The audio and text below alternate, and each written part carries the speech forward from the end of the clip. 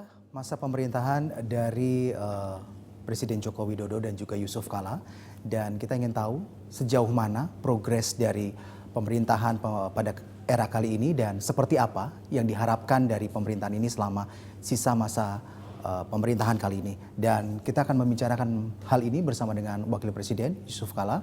Selamat pagi Pak, terima kasih sudah bergabung bersama CNN Indonesia. Sejauh ini Pak, kita berbicara mengenai pemerintahan Jokowi dan juga Bapak Yusuf Kala selama 2 tahun ini. Evaluasinya seperti apa Pak sejauh ini Pak? Ya, pertama suatu pemerintahan itu kan berkelanjutan kan. Apa yang dihasilkan sekarang juga merupakan kelanjutan daripada pemerintah sebelum-sebelumnya kan. Kedua, suatu situasi khususnya ekonomi itu bukan terpengaruh bukan di dalam negeri dan luar negeri. Jadi efeknya dari ekonomi luar dan dari dalam itu menampakkan apa yang terjadi di suatu ekonomi suatu negara ataupun bagian negara. Nah, karena itu kalau kita bicara 2 tahun ini ada beberapa segmen ya. Pertama, selalu orang bicara tentang sosial, politik, ekonomi. Kalau soal politik saya kira inilah situasi yang paling stabil gitu kan. Artinya kalau kita lihat hubungan pemerintah dengan partai-partai atau di DPR dengan pemerintah itu sangat baik. Tidak ada gejolak, tidak ada, memang di Indonesia itu khas lah, tidak ada oposisi hitam putih begitu kan. Berbeda kalau negara-negara demokrasi kayak Amerika lainnya selalu seperti itu. Jadi ada check and balance, tapi selalu dapat dibicarakan apapun. Jadi kita berada di situ. Situasi keamanan saya kira dibanding banyak negara stabilitasnya cukup baik. Ekonomi kita tahu semua, pengaruh dari luar pelemahan ekonomi dunia yang menyebabkan harga komoditas turun pasti mempengaruhi ekonomi kita. Namun kita juga dibanding banyak negara, ya kita pengaruhnya pasti ada, tapi juga tidak sebesar banyak negara lain. Jadi kita berada di tengah-tengah gitu kan. Karena pertumbuhan ekonomi Indonesia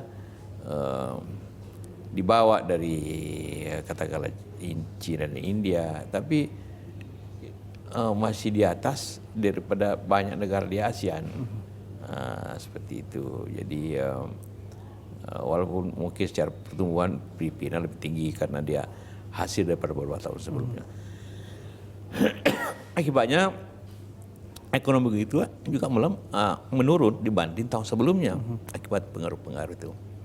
Tapi indikasi-indikasi dengan upaya-upaya untuk meningkatkan investasi, meningkatkan swasembada itu cukup punya hasil yang baik sehingga katakanlah di bidang pangan walaupun kita masih mengimpor beberapa komoditas tapi sudah mulai ada kemajuan kan. Investasi juga cukup baik, karena itulah pertumbuhan ekonomi secara keseluruhan dapat dilihat itu ya sekitar 5% dibanding katakanlah di Malaysia yang lebih rendah, Singapura atau Thailand tetap seperti itu. Jadi saya ingin sampaikan bahwa ya memang ada penurunan akibat ekonomi luar. Kita berusaha keras untuk itu, untuk meningkatkan infrastruktur. Yang terakhir kemarin kita lihat indikator yang lainnya seperti tax amnesty.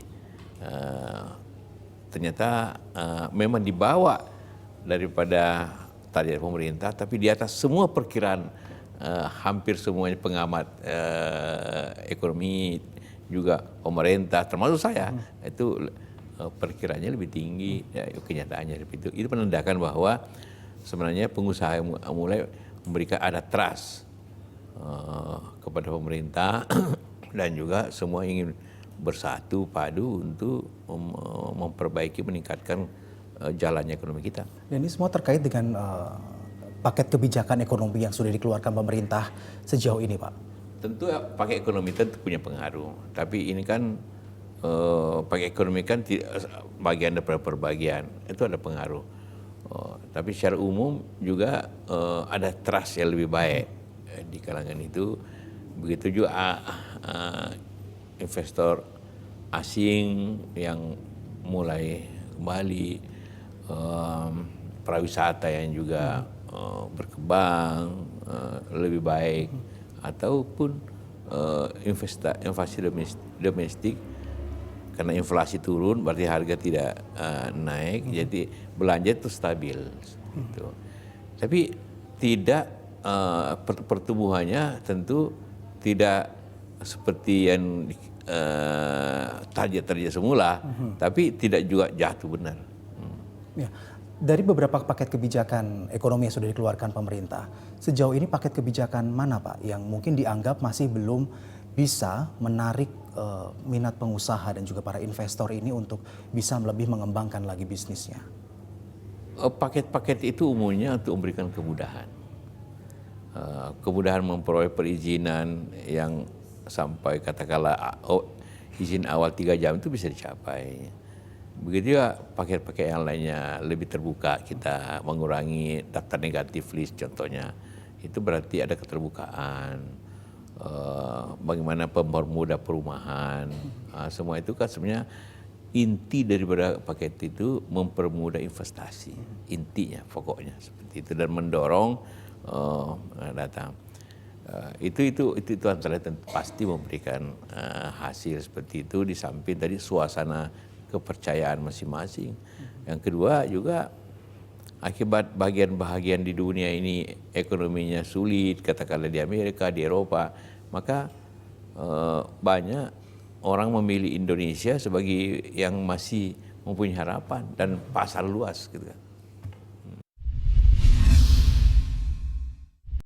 Kita tidak mengurus urusan ekonomi negara lain, kita mengurus ekonomi kita.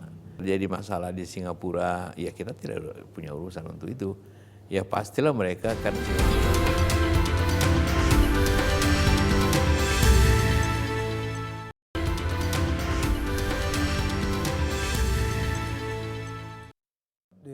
bulan Agustus kemarin, Presiden sempat menyampaikan nota keuangannya.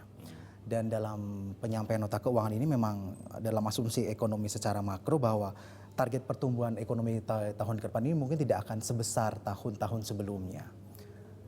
Apakah ini juga pemerintah mencoba untuk mungkin bisa dikatakan lebih realistis gitu Pak?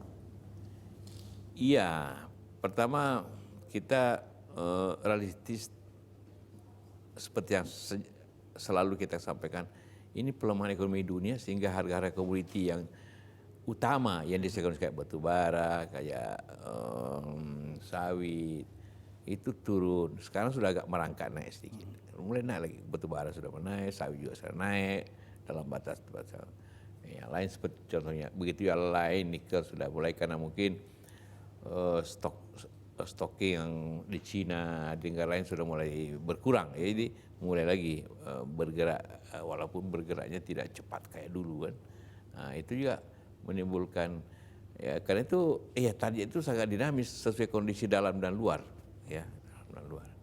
Jadi target 5,3 atau 5,1 itu kan berdasarkan tahun ke tahun ini wajar, walaupun kita pernah capai 6% pada situasi booming komoditi itu.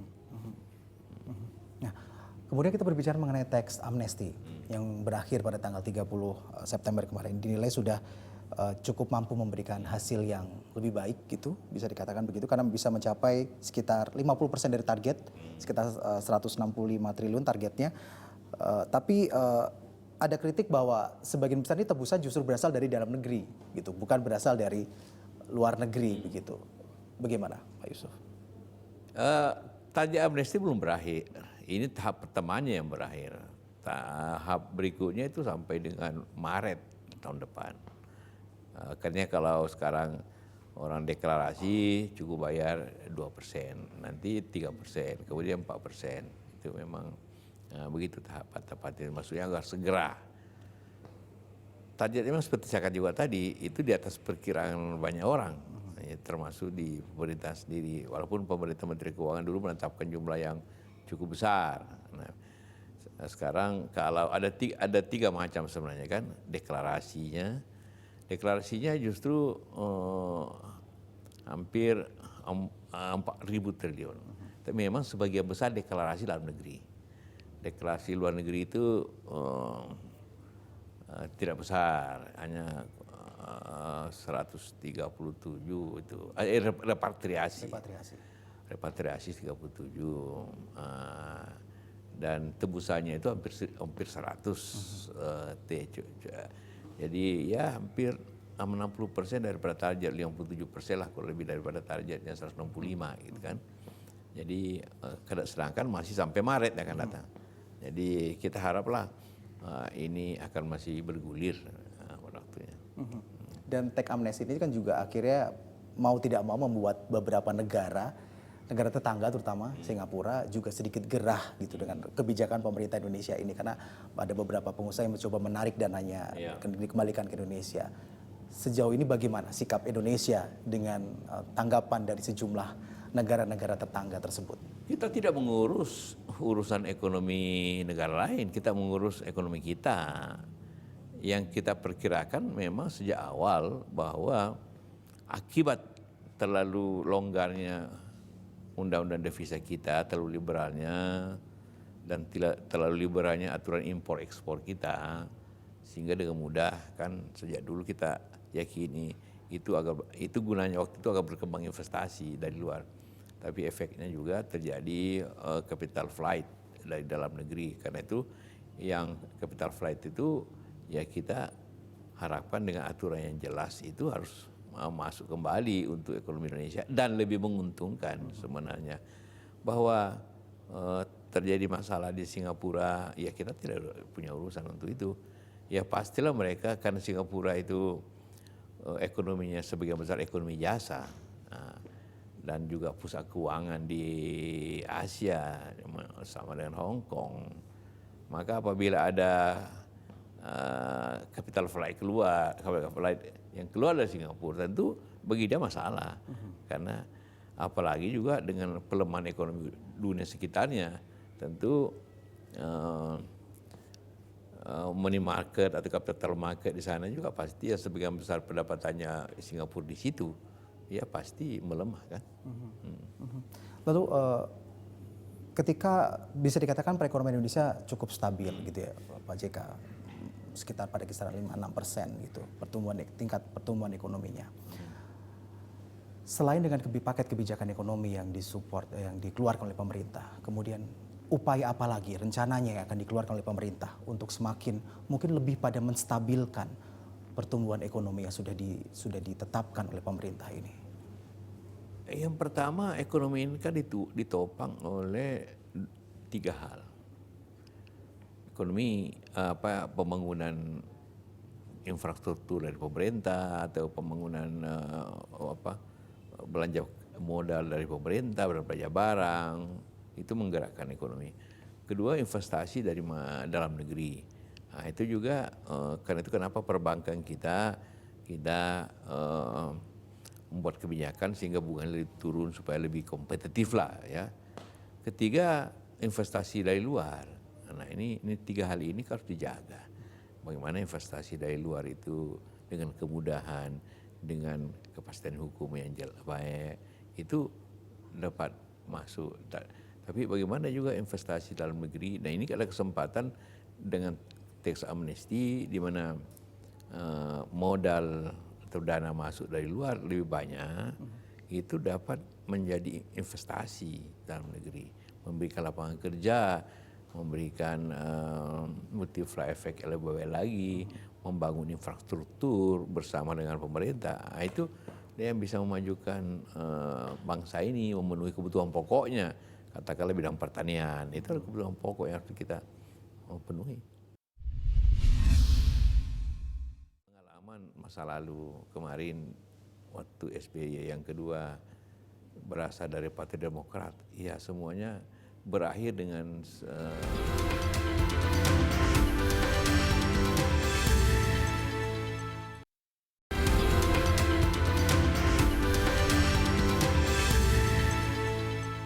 dan sampai saat ini pembangunan infrastruktur memang masih menjadi sesuatu yang penting, dipentingkan dalam hal ini di tengah tingkat perekonomian yang seperti saat ini? Pembangunan infrastruktur tidak akan pernah berhenti dalam negara maju semaju apapun, apalagi kita yang belum maju.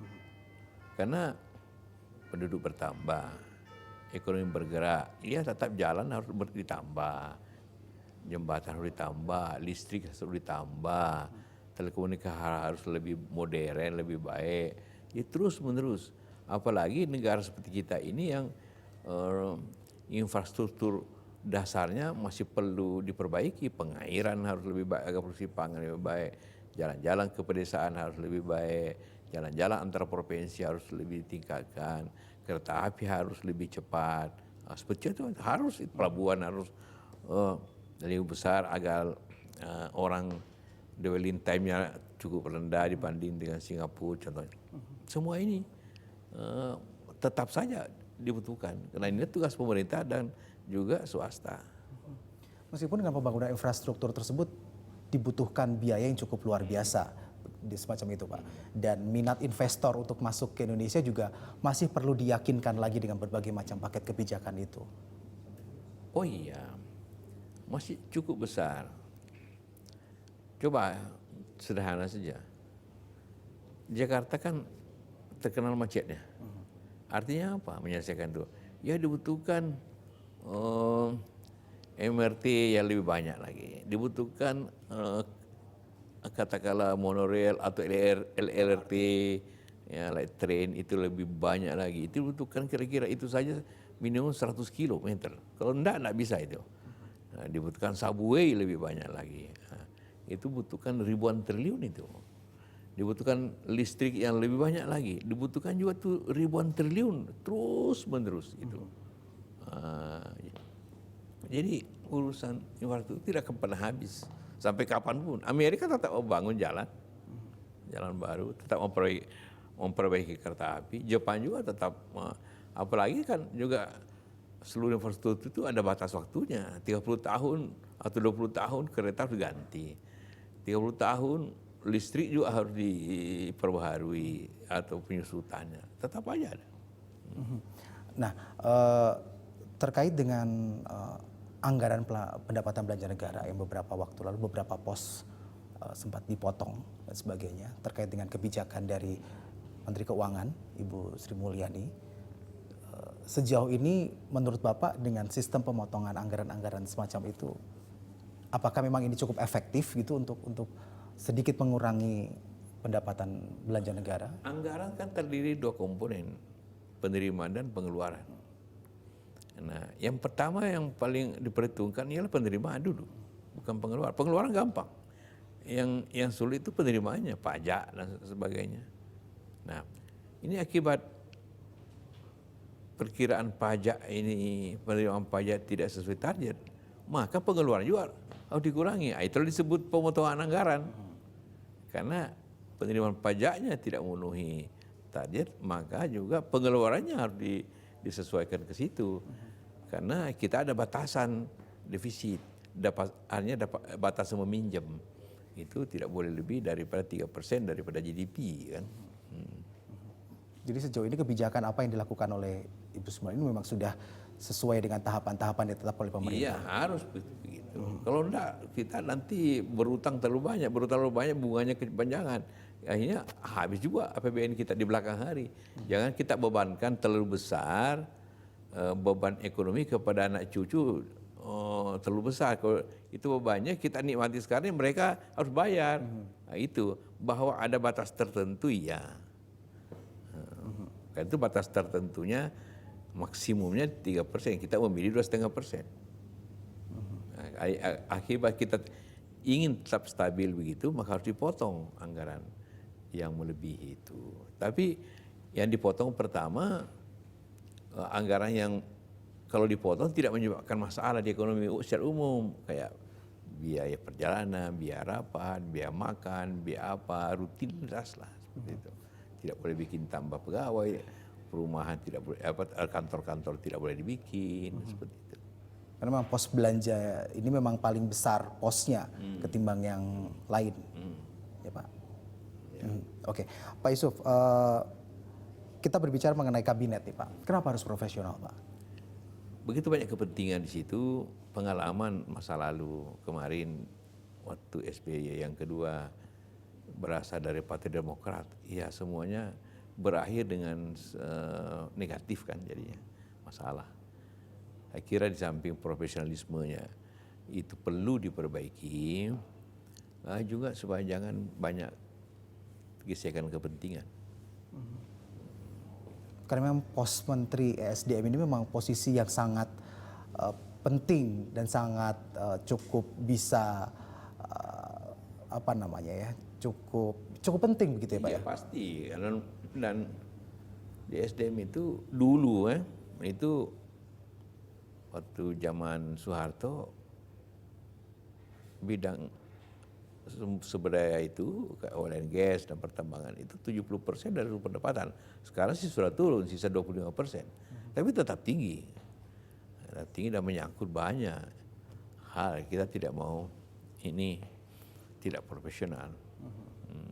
Oke. Terakhir Pak, terkait dengan Pilkada DKI Jakarta. Beberapa waktu lalu dalam sebuah kesempatan Bapak sempat mengatakan bahwa diharapkan kader HMI dalam sebuah acara HMI bahwa ada kader HMI yang bisa menjadi sosok dalam Pilgub DKI Jakarta kali ini. Apakah ini merupakan sebuah dukungan Pak?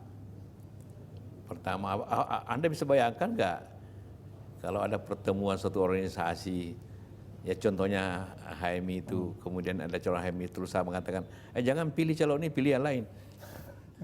Bisa nggak? Anda bisa bayangkan, bisa ngamuk seluruh ruangan tuh. Pastilah saya ingin mengatakan pilihlah, itu kan pertemuan internal. Tapi dari beberapa sosok-sosok yang sudah muncul 3 calon ini ideal Pak, rata begitu secara. Ya pertama kita ingin meningkatkan demokrasi secara baik. Kalau ingin demokrasi secara baik, maka satu pemilihan itu harus ada keseimbangannya. Jangan tidak seimbang. Nah saya kira tiga calon yang ada sekarang itu seimbang. Masing-masing ada kelebihan, ada kekurangan kan. Ya ini secara demokratis lah, silakan masyarakat Jakarta menyatukan pilihan. Baik, harapan Bapak terhadap Pilkada DKI Jakarta ini apa Pak? Ya, harapannya tentu kita harapkan yang berlangsung aman pertama, ya. Tidak terjadi meninggalkan konflik, menimbulkan sisa konflik, baik konflik agama atau konflik sara lainnya. Mudah-mudahan tidak menyisakan itu. Kedua, yang terpilih orang yang paling baik untuk membangun Jakarta. Baik, terima kasih Pak Yusuf Kalla sudah bergabung bersama CNN Indonesia pada kesempatan kali ini untuk berbicara mengenai evaluasi mengenai pemerintahan 2 tahun Jokowi JK dan juga mungkin program-program yang akan dijalankan oleh pemerintah agar perekonomian tingkat Indonesia menjadi lebih baik lagi. Dan demikian tadi wawancara saya dengan Wakil Presiden Yusuf Kalla seputar pemerintahan 2 tahun Jokowi JK dan seputar pertumbuhan ekonomi Indonesia selama masa pemerintahan kali ini. Terima kasih. Terima kasih.